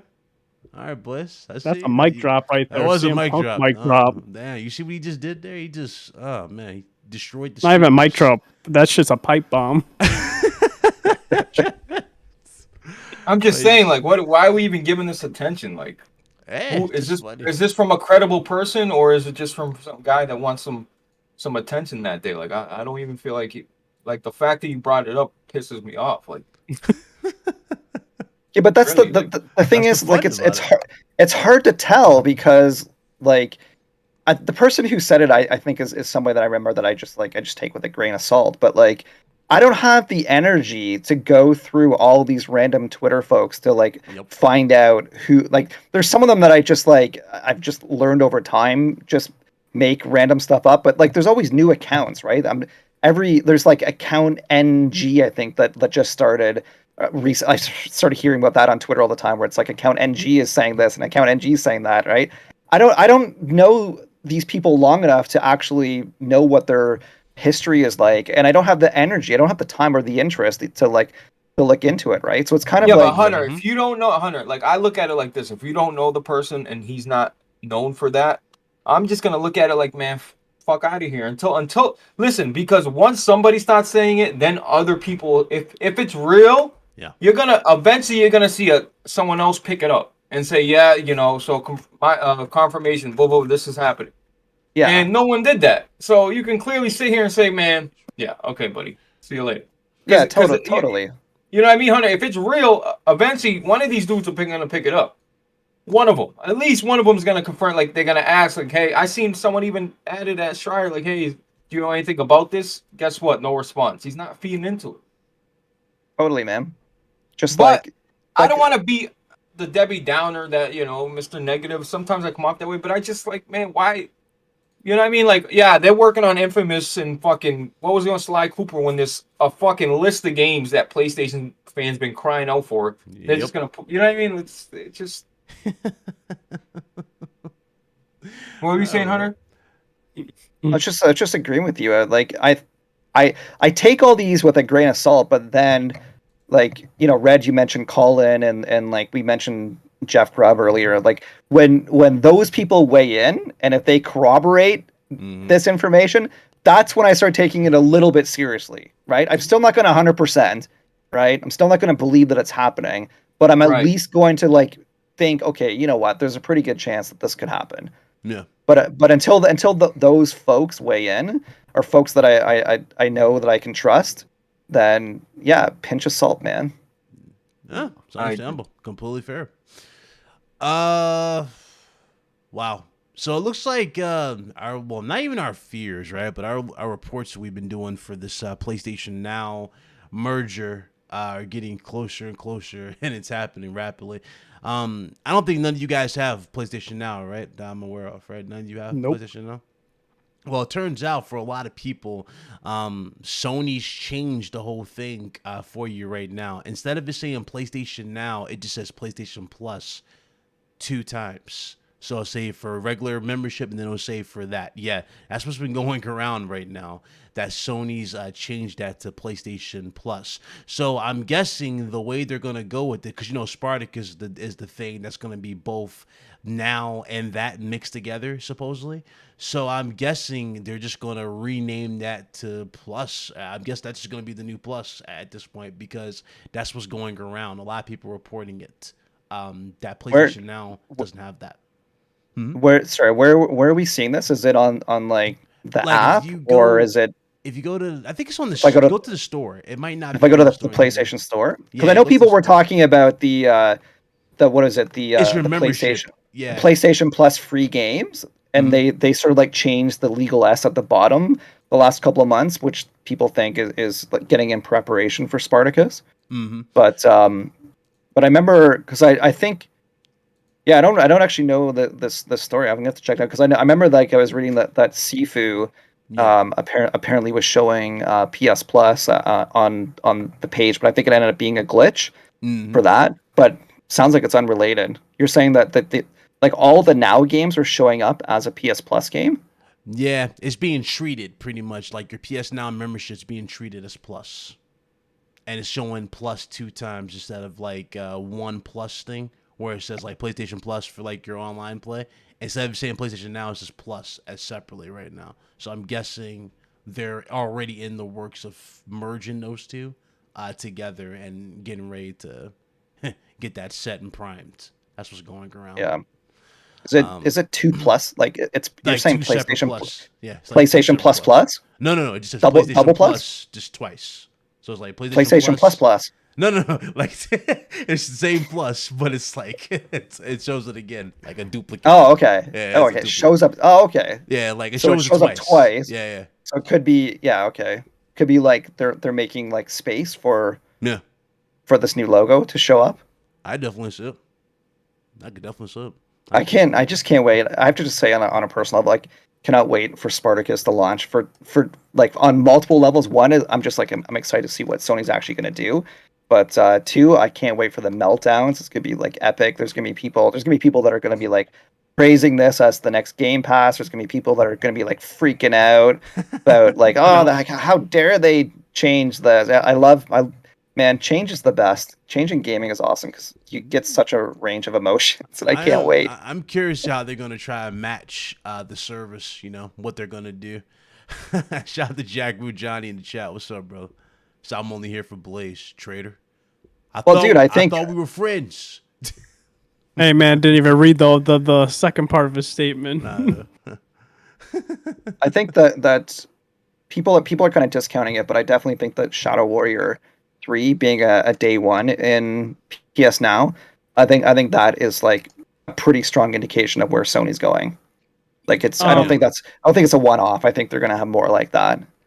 Hunter, I was gonna say, like, I know Rand said this before. I think he was on a podcast. He was saying with the Activision deal that happened, one of the reasons Sony got like a little like worried and stuff like that is because they have plans for Spartacus with some of the Call of Duty titles. For like, having it on that service. Yeah. Damn, that's huge. I mean, there was also rumors that Sony was trying to get Starfield exclusive, right? Oh yeah. Like that looked like it fell through obviously when that got bought out. So Sony, man, like kind of feel bad for them. They're making like all these discussions about, like they're spending months and months negotiating all these things, and then Microsoft comes and says like, "Hey, look, I got some $1 billion. You want to cut those Sony contracts in half?" And did you play Babylon's Fall? Did anybody even know about this game launching? Babylon's Fall? I knew it was happening. I didn't even know it was launching. Dude, did y'all see it? The trailer gameplay for it? Oh my god! Yeah, I'm gonna keep it real. I'm not a big platinum fan, so yeah, it is what it is for me. I mean, yeah, but there's a thing. Platinum Games has been quote unquote lobbying to go back with Microsoft to make Scalebound. They want to get bought too. They do want to get bought, and this is what they show as like as a template for their games. Their growth since Scalebound. I don't know what it is about the studio. Again, I don't know the situation over there, right? I don't know if their games are too ambitious for their own good. They're not ambitious. They got terrible management. That's the whole problem with them. Look at their games and how much they produce, and the titles that they literally give to a different developer or don't work on it at all. I think Grand Blue something, I forgot what the title was, but they were working on it, and they had to hand it off to their co-development studio partner to finish the rest of the game because they're working on too many games. They're not a great studio, and the reason for me saying that is they want to get bought, and they're saying this publicly because nobody's interested in buying them. You don't see Nintendo going for them. You don't see Xbox going for them. And you don't even see PlayStation going for them. Because if you're going to buy them, you're literally going to have to remanage that studio from the inside out. And it's just going to be a nightmare. And also hearing that they want like this like independent feel for them, where they just keep the studio culture the same. It's terrible. Yeah, they need to go through some unionization and get that refix that whole entire thing, because dude, this is the same company that teased Bayonetta like was that 2017, like 5 years ago, and you have to imagine when they teased it, it would have already been at least like a year or two in development, like pre-production, all that. Like this is going to be like the Switch on that, though. To be honest, Hunter, it's underpowered. Nah, I don't know Yeah, about but that. dude, I mean, it is Ambitious about a underpowered. Switch, bro. I it's don't know. underpowered, but I mean, Nintendo will still have like 3 or 4 year development cycles, and Shin Megami Tensei True, was yeah. also like one of the first games that was shown, and that Atlas was able to get that game out, and Was it The Witcher 2 as well? Witcher actually worked. No, Witcher 3. Witcher Yeah. 3, yeah. So, yeah, come on, man, we can't like give excuses for 7 years, like dude, like 6 or 7 years for a Bayonetta. Dude, Like, I don't even come think on, I don't dude. even think it's coming out this year. People say Bayonetta 3 is coming out this Like year. 5 years don't tops. think so. I think gonna be on the next Switch at this point. Did y'all see the gameplay? Oh my god. Yeah, like literally, I've always said their gameplay. They literally borrow from their other titles, and they don't like redo their gameplay like in anything. It's like Astral Chain. Literally, Astral Chain's combat is like in Babylon Falls. Like Yeah. you could just tell that they didn't really change the combat up from Astral Chain to Babylon Falls. That's why I just don't care for them in terms of a studio. Nah, that's perfectly fair. Dude, I just the thing is too is like I'm really starting to feel bad for Square Enix and their live service initiatives. Like Oh, this, I saw like people were tweeting, and I saw articles where it was like, I think the peak players on day one for PC was like 600. Like Yeah. Babylon Fall released and like fell on its face, and it's. I mean, I haven't checked today. I don't know if it's like magically above 1,000 today. Probably not, but Yeah. But I mean, like, geez, like that has to be one of the worst launches. Dude, didn't Square Enix In a long dub time. what's the name of failure? Because they had like 100,000 players, something like that. Wasn't it? Which- what- Avengers? I forgot. Wasn't Avengers like 100,000, 200,000 players? Oh, I don't remember how many. forgot But which but it studio. it certainly was like a hell of a lot more popular than Babylon. 600 people. Way is more. like a few people at a parking lot type of thing. Yeah. we talk about a launch. That's bad. But even that one like fell flat though, right? Like Uh, who's playing Avengers, and I don't see anybody nobody. talking about Avengers. Like it was supposed to be a services game. I played it. I actually liked the story. I thought it was pretty interesting. Yeah. And then once I finished the story stuff, there was just not anything to keep me coming back. I sometimes check out the new characters when they drop, but it does nothing for me. Jesus, man. But I feel Ayo. bad because they're trying to go that route too, and right. And actually, like, I kind of feel bad for Platinum Games too, because like it got a lot of bad press, but they announced a while ago that they thought that they had to sort of move away a little bit from their story-based games, and it sounded like they were talking about more of like, ongoing games of a service type Yeah. games. And then they released this, and it's like it's their first They're gonna effort. get buried. Yeah, like they honestly, like from what we've seen with Babylon's Fall, they need to just go back to what they do, which is stuff like Bayonetta and Astral Chain and like Metal Gear Rising and all that. Like just go back to that core stuff, because they clearly have a long ways to go when it comes to games. Dude, Games, it games ain't with service. funny at this point. You know what sucks about that game too? Black Panther's tied to that DLC, which was actually well received too. And I want a game out of Black Panther. I really do. I wanted Rocksteady to tackle that project, and that's tied to that whole thing. Well, dude, like look what did I think Spider-Man finally released for Marvel's Avengers. We don't want to talk about. Don't even talk. We don't want to talk about that. Dude, like Thing is mad. Boo-boo. Sony, like, man, I wish I could be a fly on the wall for those meetings, because you got to imagine they got to be like super disappointed, right? Not Yeah, just because that, they made a though. big deal You're about the- that. Yeah, y'all remember Yeah. the outrage? It's like, oh, how did they get Spider-Man? Yeah, by the that was the reason, man. That was like the selling point. Why would you ever buy the Xbox version of this game when you're paying the same price and you're not going to get Spider-Man, right? And then years later, They I put don't. no effort into it. They really did. Yeah, like years later, finally, I think Spider-Man's out, but I'm not honestly. Dude. I'm not really paying all that When I much saw attention, it, I but just died, because I'm like, it made you appreciate Insomniac games that much more. It really did. Insomniac went above and beyond with animations, everything with Spider-Man, and dude, it's just sad. Guys, shout out to Malapil in the chat, man. Happy birthday. by the way. Shout out to Malik.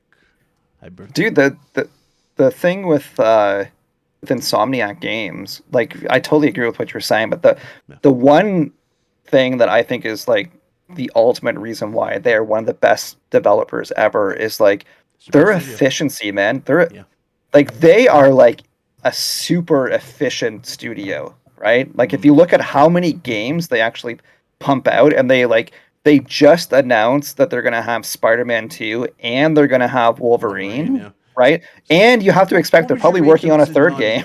I'm curious. What would you all rate Insomniac to Naughty Dog? Would you say they've taken the throne at this point? Personally, and we're talking about volume and just the amount of games they put out, the quality.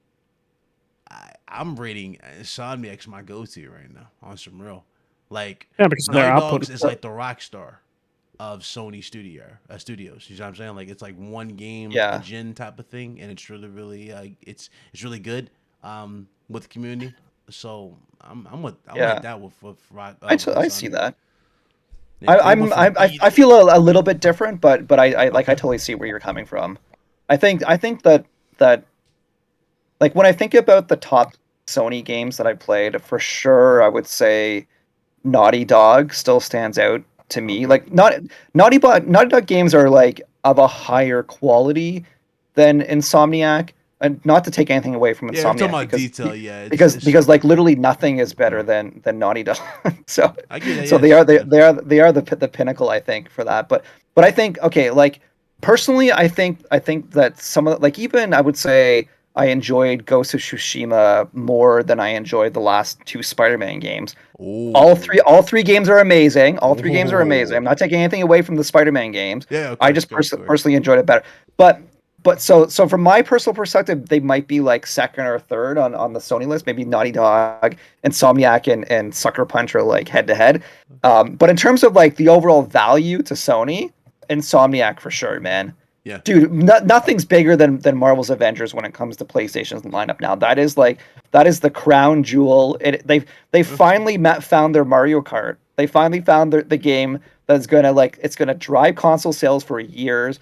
Every person that buys a PlayStation 5 is gonna pick up Miles Morales. It's like you see what in the UK sales charts, right? Every time a new shipment of PlayStation 5 consoles come out, you always see a huge spike in Miles Morales. Right, no other PlayStation software will have that spike. Not just Miles Morales. They had the brilliant marketing for that game, for both those games. I remember the bus in UK and the train in New York City. So they killed the marketing period for Miles in general and Spider-Man in general. And when I talk about efficiency too, like even if you just think back like a year and a bit ago, you have to expect that a bit ago, they were working on the new Ratchet and Clank game that just came out, right? They were working on Miles Morales. They were working on Spider-Man Remastered. They were definitely, to some degree, working on Spider-Man 2, even if it's just like, story and pre-production, and probably already negotiating Wolverine, right? They had, dude, there was like 5 things at least like on the go there for sure last year, right? And they finally got 3 of them out of the door, and now they're focusing on 2. But man, like from a value to Sony, that is like the best acquisition I think in gaming ever. The amount of money they paid, that's what I'm saying. They got a steal, man. Yeah, compared to what they dropped on Bungie and what they dropped on Firespray, because I think they paid more for Firespray probably for them. Probably dude, it was like a couple $100 million on Insomniac. Yeah, it was like 200. That company, million. Dude, that company should have been $1 billion. Dude, that should have been $2 billion. Jeez, man. That's crazy, man. That is crazy. Reda, where you at with this ranking? Like very similar to what Hunter is saying, because like Naughty Dog tends to make those game of the generation games, those critically acclaimed games. But if you're talking like Insomniac in terms of producing a lot of titles as well as it being quality, that is also really good. And that's also what PlayStation likes a lot, most likely, is them putting out a lot of like games and it's still being great in terms of critics. So it's kind of hard to put those two, but I think those are like the top two studios within PlayStation right now would be Naughty Dog, Insomniac, and then Sony Santa Monica third. Damn. Santa Monica, yeah. Man, Actually, yeah, man. Dude, yeah, sorry, yeah, dude.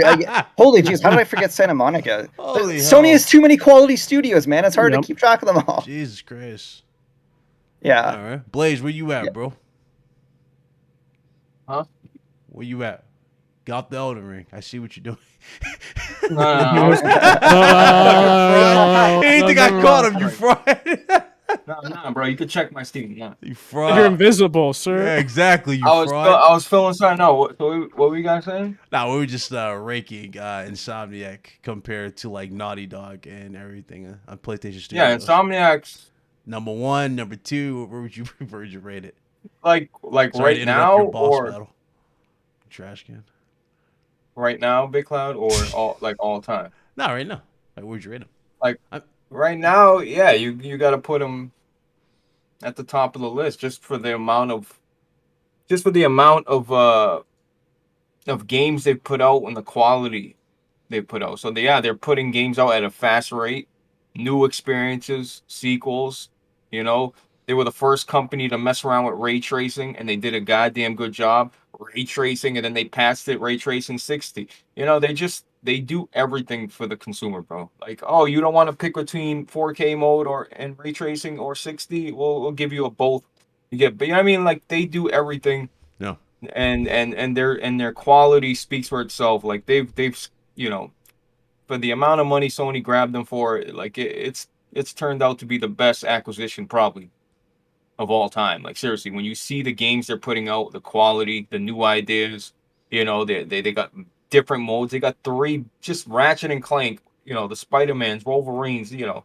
We're not talking about what they used to do, because what they used to do is even another big step. Like as a total package, Insomniac right now, yeah, they're god tier right now. They're definitely number 1 for like PS5 generation. Yeah, for PS5. So you put them above Naughty Dog. Wow, he put them above. Well, Naughty Dog hasn't gave me anything yet. Well, that's true too. You're talking about. Yeah. I'm just looking at it from a perspective. Just what we got. Yeah, you went off. Wait, dude. Are we talking about like today PS5? Because if that's the case, I'm gonna revise it and say Insomniac. Yeah, I mean, because what? I think Naughty Dog has produced games that I think, like Red was saying, is like games of the generation, games that are Naughty just Dog's like on a different level. Groundbreaking. But in terms of who's holding up PS5 on their shoulders, it's definitely Insomniac, man. Yeah, like they're like Insomniac is the VIP of PS5 for sure. No, that's definitely it. All right. I was taking sort of like a longer window. If we're thinking back, dude, if we're thinking back to like PS4, like beginning of PS4 to now, I'll say Naughty Dog is number 1. If we're talking about PS5, Naughty Dog is not even in the picture because they gave us a remastered Uncharted and that's it. Insomniac gave us 3 games. There's just so many filters you can do for Insomniac versus from then to now. So many filters. Let's move on here. Next topic. So this right here, and I'm gonna immediately go back to Hunter because he actually tweeted this. I did saw it. I wanted to drop a video on it, did not get a chance to. But Sony was pretty much exporting some mysterious console prototypes. And this right here caught the internet, and a lot of people are speculating on this. Now, a lot of people think it's a PS5 Pro. A lot of people think it's PSVR2 dev kits. And also, some people have even gone as far as to say that it is the, if I remember correctly, 1 second, that it is the early model PS5. Now, I'm going to go right off the bat and say that I doubt it's the early model PS5 because they pretty much gutted that revision. They found an easier way to get consoles out, so they're not going to go back to the earlier models.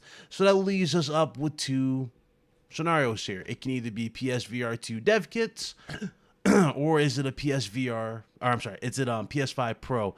Now, the thing about the PS5 Pro speculation talks, I don't really think we need it this early at this point because I can already see this gen going longer than expected, especially with the state of the world. We're about to go, if you see what's going on over there in Ukraine and everything, it's like yeah, I don't think they're going to really bother dropping another console right now. What you got is what you got, type of thing. But they can have the PS5 Pro as a scapegoat later on if they really need it. If it becomes too much of a hassle for developers, they want to push the box even more and they're not getting it. But from what we're getting with PlayStation 5 and Series X has got a new performance boost update. I mean, I don't think we have anything to really worry about. So let me go with you, Hunter. What's your take on this, man? Do you think PS5 Pro? Do you think it's the PSVR 2 dev kit, possibly?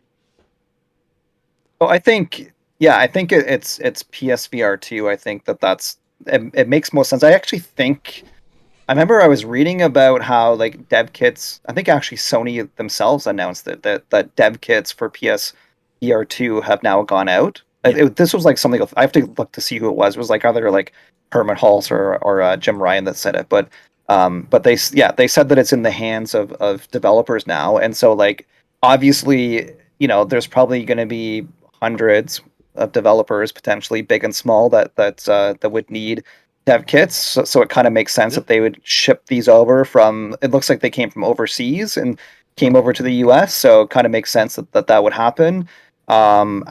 I don't really think there's anything above and beyond that. I mean, it's probably PSVR 2 dev kits. In terms of like, is it a PS5 Pro? I mean, possibly yes, right? Mm-hmm. Like the thing is, window. It's possible. It's a window there for opportunity. Yeah.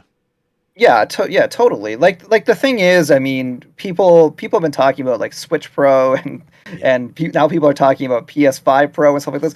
The thing is, like these companies are always working on. Like I think they actually said that they were working on PS5. They began, thinking about PS5 around the launch of the PS4, right? So they end up spending like 6 or 7 years. Like they're already working on PS6. Right, so a PS5 Pro for sure has been thought about. Like, I'm not sure if it's going to be a reality, but it's for sure been thought about and prototyped and all this stuff, and like it exists somewhere, I'm sure. I don't know if it's actually going to end up getting to market, and Sony will have to figure it out. But I think it makes sense. I think Sony realized from the PS4 Pro that midway through their generation, people started demanding better specs, but people want 4K 60. We've been wanting that for a long time. We're still not getting it in our game. So it makes sense to have a new console. Also, like reinvigorates your console sales. You get like, when PS4 Pro launch, the sales went up even further. I don't really see it until Fidelity FX gets mastered. You know what that is, right? The Fidelity FX. It's that super resolution sampling they do. Right. They introduced into the consoles where they get higher performance. Basically, they were pushing 120 frames in some games, 80 frames, 60. It was basically fixing frames, but it came at a cost of resolution. But it was a technique where they can make the game look, pretty much the same in a sense, but it's draw back and like in the background and details. I think when that gets mastered, maybe that's when PS6 will have, because that'll be a big crutch that PS6 will use. It'll be a more refined, fixed version of it, obviously with a better GPU and CPU. That's what I think, personally. Yeah. The one thing that I will say this, and I gotta make this like crystal clear. This is just my best guess, and this is not based on it, because people always like, oh my god, is that a rumor? But but it's not. I'm just guessing. I'm purely guessing, speculating. But I think like based on like Sony's history of marketing products, like I actually really do think that PSVR 2 is planned for this fall. That's my prediction. But I will caveat and say that I think based on like a number of factors, like the chip shortages and like they still can't get PS5s in people's hands, plus the war that's going on, all these things. I'm pretty sure it's probably going to get delayed to 2023. Like could be like Q1 or Q2. But I think like I really don't think that Sony is going to have a long marketing cycle for this, and we've already, like, they showed us, it was like what, like I think it was almost a year ago where they showed us the controller, right? Or we got the first details of PSVR maybe like 6 months or 9 months ago, somewhere around there. People can correct me in the chat, but it was a full year. We had to wait. No. Yeah, a full year, and like now they finally revealed what the headset looks like, right? And to me, like just thinking about Sony and the way that they work, like once they show the hardware, that's kind of like, okay, this is the kickoff now, right? And they've already announced the game, right? We've got the new Horizon VR game, the Call of Mountain that's going to be coming out, right? So I really do think that they were planning this fall. It could still happen this fall. I think it might get pushed, but again, I'm purely guessing. So nobody tweet that I'm not an insider. I don't have any in it. I have connections at Sony, but they wouldn't tell me these things. Purely guessing. This just in. Insider Hunter breaks news. People do that sometimes, and oh man, They know they do. it bugs me. People, I'll like tweet news and then the news doesn't come true, and then they'll come back to me like, "Oh, Hunter said this," and I'm like, "Dude, You said do you not understand how news works? Do you not see the link? The link means it's not me. I thought it was interesting, so that's why I told you on Twitter." Yep. Like, oh, you're the mouthpiece, but they're like, no, but you said it. You should have tweeted. It's like, oh god. Yeah. What does everyone else think? But what's in these like mysterious packages that Sony's shipping around the world? What you got? I definitely think it's VR2. I think it's VR2. I mean, just because, if it's like you Pro? said, the dev kits, What if it's right? the I PS5 doubt the Pro? Pro. I What if it doubt is, the though? Pro. What if it is? I don't believe it's the Pro just because like you like we're in this situation, and I think it's going to be a long life cycle, and Yeah. we're already in the second year. Yeah, going into the second year of PlayStation 5, we haven't gotten like the PS5 exclusives like You see truly 7 yet. years, Red Hood, for this gen, maybe? With the I'm way that I'm things are I'm going? thinking 8. I'm 8 thinking 8. years. Wow. Okay. Anybody else see I'm 8 years thinking in eight. the chat?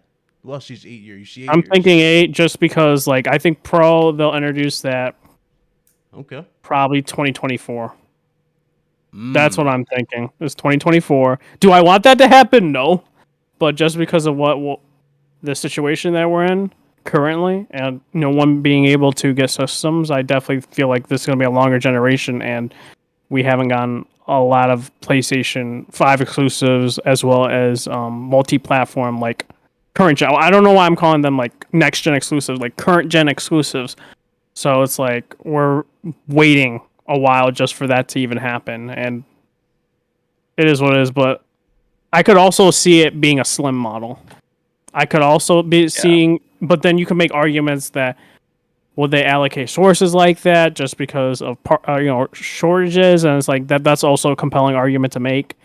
But if there's a way for them to make a slim model where the parts are more accessible, Yeah, I can see a And, maybe that's like, another thing they don't I talk definitely about. feel like it could be the case. Yeah.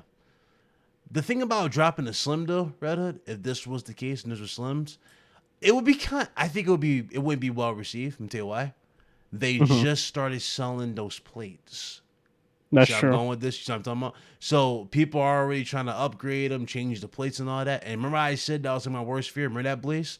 Where we see a new unit with a different SKU type of way when you change the plates type of thing. They did that. People be pissed. It'd be a Well, pain they're in the nightmare. expensive too. Like, aren't they like $50 or Like 40 $50, bucks? Yeah. Yeah. Maybe there's a way to make it smaller, but have the plates still fit or some way. I don't know. I'm not a freaking Maybe engineer. slimmer. Maybe slimmer. I don't know. I'm not an engineer. I'm not a guy that Yeah. makes consoles for a living, so I wouldn't know. But Yeah. if there is a way, they could possibly do it. But yet again, it's Maybe I don't know, man. Like that's the fear. It's I not had a that in pro mind. anyway. yeah. Dude, well, I said that, yeah. I hope you're right, Red, because like I don't know if it's just me, maybe because I'm getting older, but like I kind of want this gen to be longer. Like I'm kind of Mhm. getting bored of like every Yeah. before it was like 5 or 6 years for gens, right? And then it came to like 6 and 7, and maybe now it's gonna be like 7 and 8. But like I'm actually kind of excited about like Nintendo keeps on saying they're like, oh yeah, we're like mid-cycle for Switch. They've been saying that for a long time, right? Mhm. I kind of hope that's true, man. I don't like. I like my Switch. I'd like the Pro would be nice, but I'd keep my Switch for another couple years, and like PS5, I'd be fine to play this console for 8 years. That's true. Because Even no 9 one, years, man. I'll say this one in regards to Nintendo. No one knows what, like, when Nintendo says something, you don't know whether or not they're telling the truth or not. Because I remember one time they're like, yeah, the Switch isn't the successor to the 3DS because we're going to still continue doing 3DS games and et cetera, and that 3DS is dead. And it's Yeah. just like, and Game Freak went over transition to the Switch. and all the other like, their devs that worked on the 3DS games went to Switch as well. Yeah, the one thing that I will say with Nintendo is like they iterate on their consoles more than anybody else. Oh Like, yeah, true. Holy jeez, man! 3DS had like every 2DS, 3DS 3DS XL. 2DS yeah, XL, XL. 3DS There's like XL. so there was like the all-in-one one that what was it, like the They 2D were or all whatever? the same, no, Yeah, I the don't know, 2D. man. Like I They were all remember the when same. people made the joke of like you could make the 2DS like a door stopper. Yeah. So like and that shit was funny to me with Which the one memes and was it everything look like like that. toast? You know what I'm talking about? It was in the shape of toast. Which one was that? No, That's no, I what think I'm that's the talking about. 2DS. That's the It's 2DS. No, it's 2DS it's one? the Okay. it's the 2DS console. Oh God. But like That thing was it totally ugly. works for them because Oh yeah. they released new, like the OLED came out last year and people just bought it up like crazy. But Yeah. the one thing that I'll say for me as a consumer, like it's a little bit harder for me to fully, go all in on the latest Nintendo console because I always think in the back of my mind they're gonna have a new console next year or like in 16 months or 18 months. Like they iterate so much, right? Like when PS4 Pro comes out or like the Xbox One X comes out, right? Like especially in this gen, like if the PS5 Pro comes out, that is the one new console. You upgrade once and then you're good for the next couple of years. But Nintendo, it's kind of like, they've already had so many versions of Switch already, right? They had the Switch Lite that came out. There was like an enhanced version of the original Switch. Now there's the OLED, and I'm like, I totally wanted to buy an OLED, and I think I might still buy an OLED.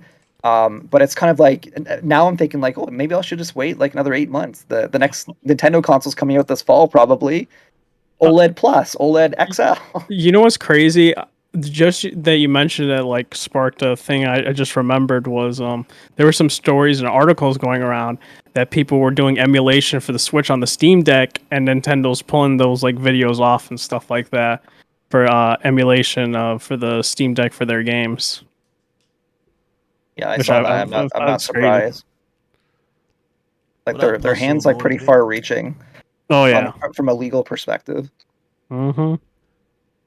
John made a good point, but that's the thing. I don't think we're going to get there, John. Let me read your super chat. He dropped a $5 super chat. He says, Sony not doing Slim or Pro consoles until a year after consoles can be sold on shelves to justify it and prevent public outrage for leaving people. Yeah, it's going to be a while before we get there, though. That's the thing. That's why I think it could fall on the line with a Pro when stuff stabilizes. You never know. yeah, no. Yeah, stuff stabilizes. I was gonna say Slim. If there's a way to A Slim have it version. where they like the chip shortages, like they make their parts more accessible, they have parts in that system. I definitely could see them doing a Slim model if those parts are more accessible, easy to get. Doesn't take a while to just get the chips if they had like something different. But I still doubt though, that could happen. It's possible. Possible. Blaze, are you gonna put down Elden No. Ring and join the conversation? He's sitting there playing against a boss. What you doing there? You coaching Big Rev? fun. Are you You know what I coaching wanna Reg ask you? for another 7-hour stream to fight Madrid with no upgrades? What you doing there, Blaze? Stubborn bastard, man. Stubborn. Dude, man, I totally want him to be like fully engaged in this conversation, but like I get it, man. Dude, Elden Ring, dude, it's your undivided attention.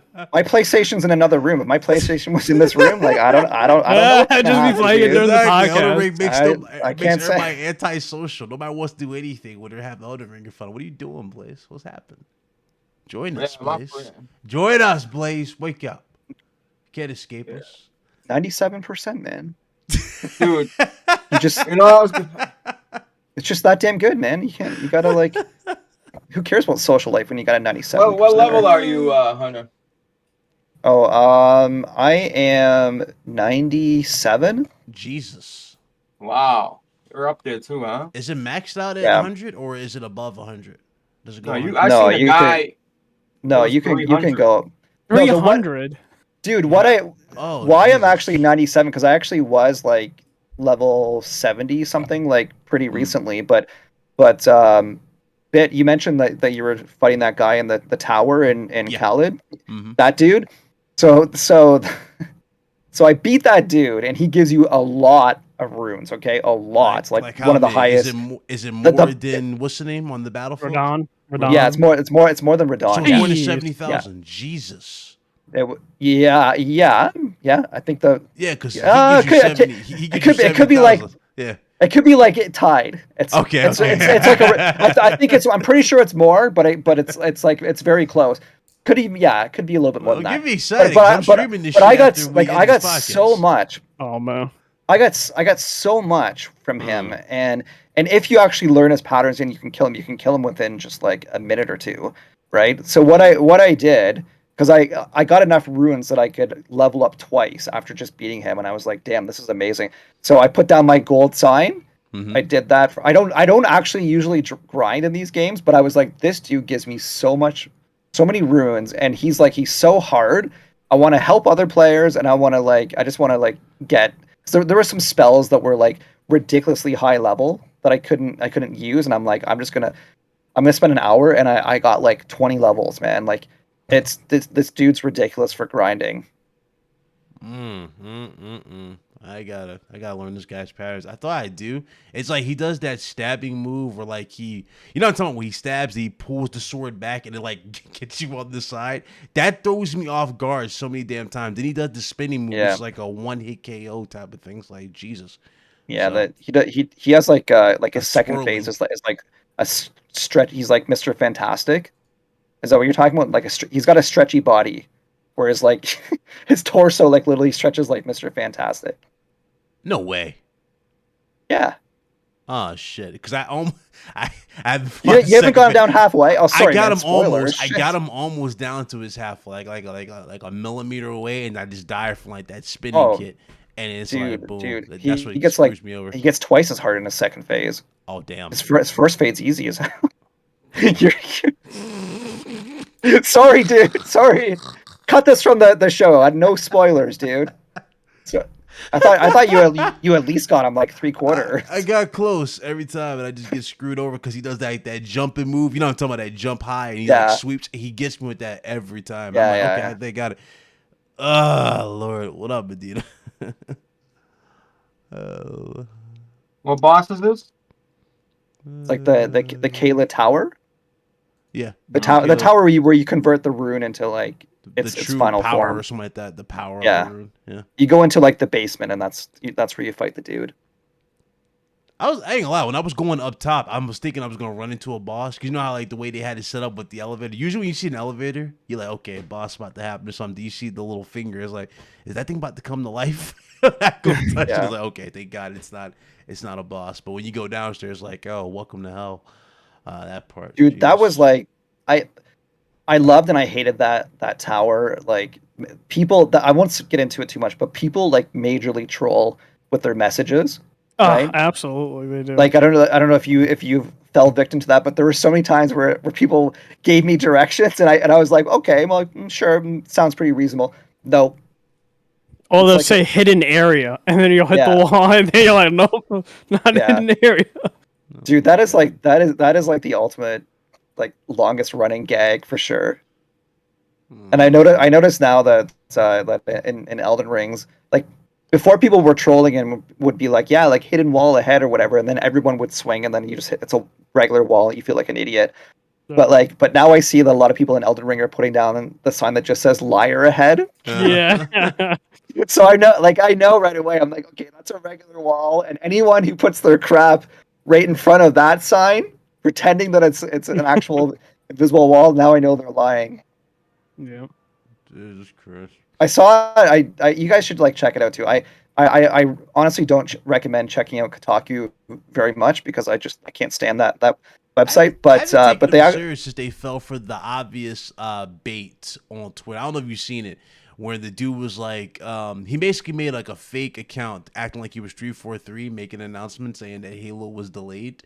And somebody at Kotaku made an article in like a record time. Oh, put yeah, it on yeah, the yeah. site. It was like, hey guys, Halo Infinite is delayed. Breaking news. They was like, dude, it's fake. Yeah, The fake they had to post an apology. It's like a 7. I never understood how they do that. It's like, dude, it's like a 7, bro. It's not a check mark. Yeah.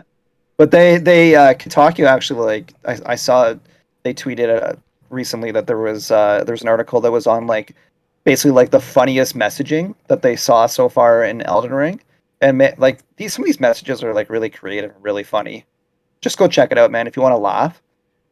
I'm sure you guys have probably seen some of them in game, but like there's some pretty they'll good say ones. try fingers, and I'm just like, oh boy. Yeah, giant butthole. Yeah. Because you can put like BUT giant Yeah. like what is it, like something I know what you're talking about. something giant ahead, try butthole. Yeah. Oh man, Yeah. Lord. pretty funny. I got a message with like 2 upvotes. All I put was like liar ahead. This guy kept hitting wall, like hidden path. You know all the hidden path fucking messages everywhere. Yep. But there are a bunch of hidden paths. That's the funny thing. Like, people probably don't even realize it. I put some message. There was like one spot where I saw a corpse, and I put like a message that had a little bit of a sexual innuendo about like defiling the corpse. It was pretty nasty, but it was funny because I can't believe you can actually do this kind of stuff in Elden Ring. Wait, but it's do you have to kill that lady by, I forgot which church she's in, but she's like, be careful around me because I'm suffering from scarlet rot. It's like a woman. No, dude, wait. I don't know how I got this, but you're supposed to get a certain item and talk to the dude that's kind of near there, and you could help her out. Oh, okay. Dude, yeah. She's like in a I think I know what you're She's like talking red about. dress. She's like on the wall. Yeah. Dude. She gave me yeah. I think a medallion. I think it's for dexterity. Ah, Yeah. okay. I was wondering, But I don't- I'm like, she's still here. She's coughing. I'm like, can I save her? She's like that woman who's on the wall. I forgot which part. But yeah, I think y'all saw her. She's like in a dungeon on the wall, like frozen to the wall. Her hands are frozen. Yeah. I can't. I don't know how to get I her. don't know how to. Yeah, I don't know how to save her. Yeah. Oh, dude, you just reminded me of all these NPCs. Yeah, like I killed the boss. You know, I'm talking about the little dude, Me the too, frost me too. boss near, and I'm like, And she said the same thing. yeah, it's After like I killed like everyone in the base and the boss, and then you go back to her, and she's like, she still says the same thing, and I'm like, hello, I just saved you. Like, you can go free now. But actually, that you just reminded me about that Scarlet Rock girl because like I don't want not to like get into details for spoilers, but like I feel like her quest didn't end after I saved her because she's like, I got something with destiny, and I was like, yeah, okay. but we're like, did you see her? I don't know. Maybe we should talk offline. I don't want to spoil it, this guy. But like, where is she? Academy. You know by the academy where with the little cities by the water, whatnot. That's underwater. Yeah, the Ray Lacaria Academy. Do y'all know that? Y'all know that guy that be at the round table, Hull, like the little warrior. He be like looking for his little friend, his little disciple, and he finds her dead. You know what I'm talking about, the little female. He's like, See the guy right at the table. He be at the table. He's got like armor. He's got like a cape. I forgot his name, but he. Oh, you talking about D? Are you talking about D? You're talking about D, the beast guy? Is he a beast guy? I think so. He introduces you to like the no, not to do with the wolf.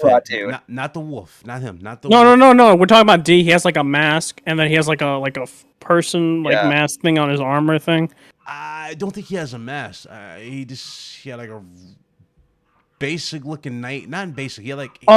Now I know who you're talking about. You're talking about the dude. Are you talking about the dude that? He talked about some servant girl. Yeah, he disappeared on me. I don't know where he went. I don't know where he went. I saw him over there, and I'm thinking, okay, he's like, oh, you helped me find who killed her, blah blah blah. And then I went to the round table because I didn't see nobody over there. I basically killed everybody over there. I didn't see nobody, so I went back to the round table, and he's at the round table, and he's like, something, you'll help, like I'll find that person, blah blah. But it sounded like he was blaming you sort of for the thing, and I didn't see him again afterwards. That was just weird. I thought you guys like killed him because I killed the king, who had like the blind daughter, I killed that king after. Wait, what?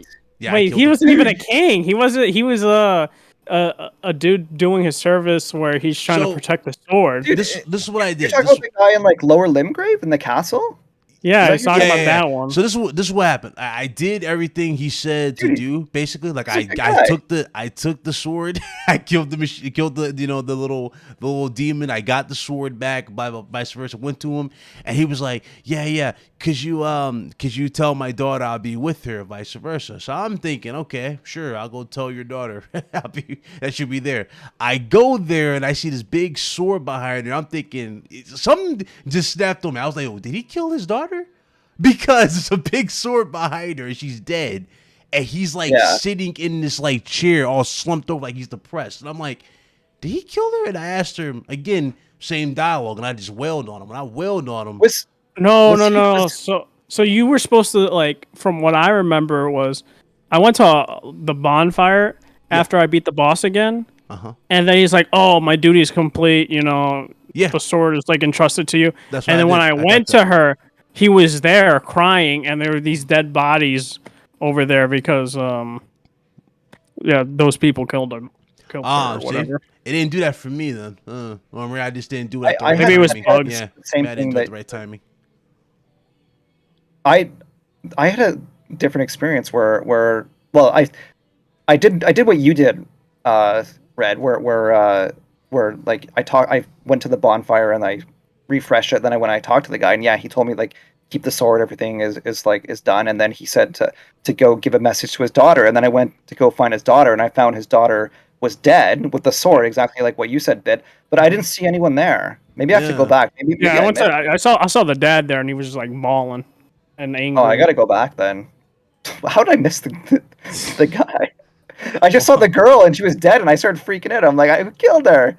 I didn't kill her. Plot thing, and see, there you go. Now I like, but this is the thing. Like, I know Blaze is like already on his like second or third time playing this game, but for me, like, I'm definitely gonna be playing Elden Ring again. I think I want to platinum if I can, but I think I'm gonna wait like a month or two. First of all, I got a bunch of other games to play. That's just like, one reason, but the other reason too is like the next time I play Elden Ring, I need to get like, I think like Fextra Life, like those websites that have the walkthrough.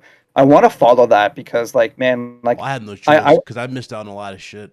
Just blind playing through this, like, I don't even know the respective order I had to go. You know what I mean? Because you just kept like bouncing back and forth, and the difficulty spike would go up. Yeah, I was like, whoa, this difficulty spike, and then going down because Limgrave, that city we were talking about, that castle.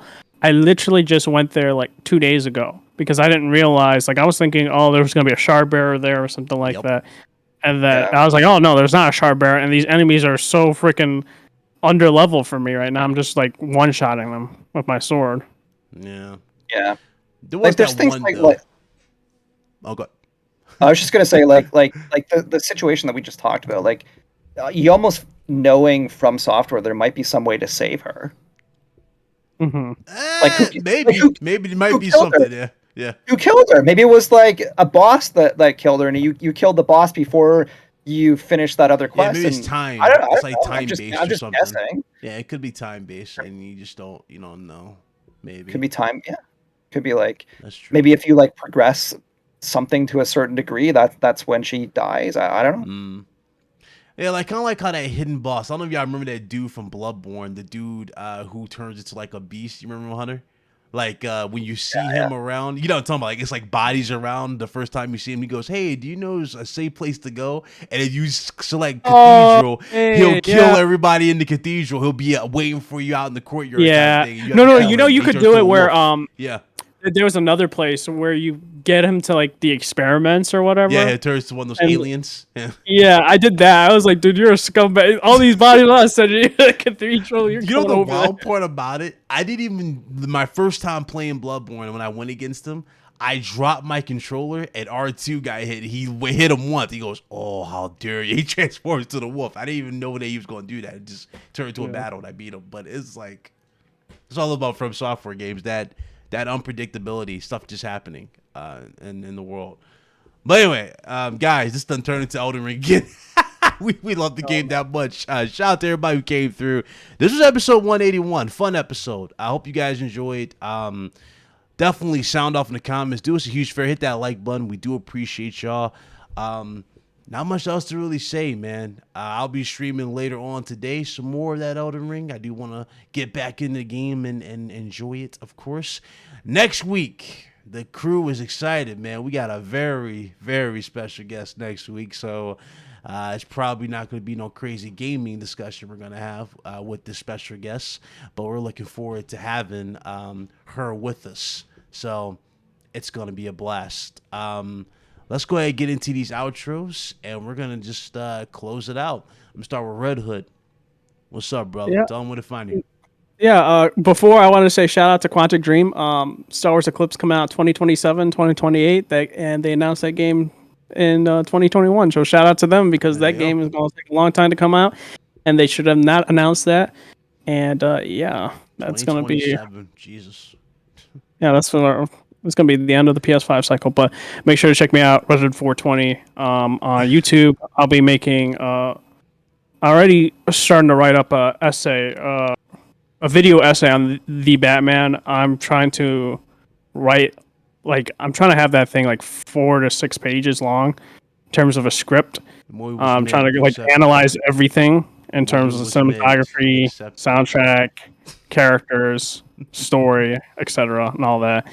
And hopefully you guys can look forward to that. Twitch, Redhead 420. I'll be getting back into that next weekend. Yeah, because I'm catching up on a lot of work stuff, related stuff. So, and Twitter Redhead 240. Make sure to check out everybody here, and do want to say appreciate for everyone tuning by and supporting everybody. You guys are also greatly appreciated as well. Now, of course, you giving yourself homework. Talk about a movie that was mid, but what a while. Yeah, I mean, you were just saying you like it before. I'm trying to keep up appearances, my guy. That's fine. We get the one person who was not into the conversation, Blaze 4K. Hey, can you turn off the Elden Ring and do your outro there? Oh, he's awake. Hey, Immortal. There he is. Oh, bro, I got a lot of shit in my mind. I know. Go ahead, bro. I got a lot of shit in my mind. But yeah, bro, good conversation, at least the beginning. Other than that, I was like, I got you guys think I'm playing the game. I'm not. I'm filling something out. But I appreciate you. You know what I mean? I appreciate the chat. Hunter, Red Hood, Big Cloud will holler at you. All right. And of course, Hunter, tell me where they can find you, brother. Yeah, man. So check me out on Twitter, Next Gen Player, and that is the main spot. I also obviously do the podcast, so check this out every week. And thanks for tuning in. And we always appreciate you guys, your comments, your questions, everything that you guys throw in the chat there. It's always a lot of fun.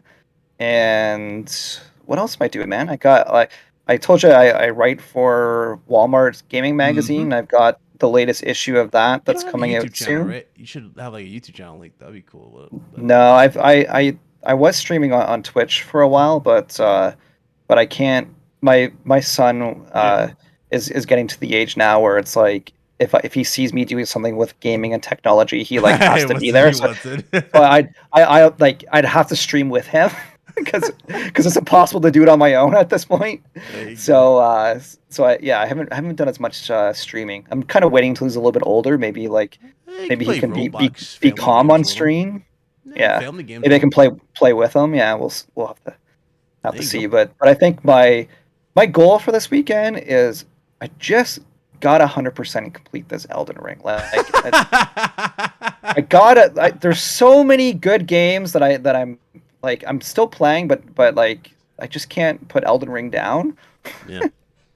I think I'm at something like 17 trophies last I checked, but I think the game has 42, so I'm just it's a I feel lot. I still got a lot. There's some legendary gear that I have to get and try to find. I think I have to resort to strategy guides and stuff like that. Did you get that wolf gear? I don't know where some of them are. With the great sword, did you get his gear?